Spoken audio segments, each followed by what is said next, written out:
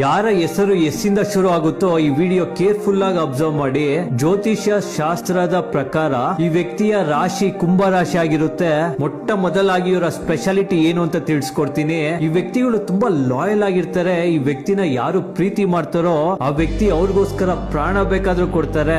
ಆದ್ರೆ ನೀವೇನಾದ್ರೂ ಅವರ ಈಗೋನ ಹರ್ಟ್ ಮಾಡಿದ್ರೆ, ಅವರ ಆತ್ಮ ಗೌರವಕ್ಕೆ ಏನಾದ್ರೂ ಧಕ್ಕೆ ಬಂತು ಅಂತ ಅಂದ್ರೆ, ಅವರ ಜೀವನದಲ್ಲಿ ಅವರ ಆತ್ಮ ಗೌರವನ ಧಕ್ಕೆ ತಂದ್ಕೊಟ್ಟಿರುವಂತ ವ್ಯಕ್ತಿನ ಯಾವತ್ತೂ ಕೂಡ ನೋಡಲ್ಲ.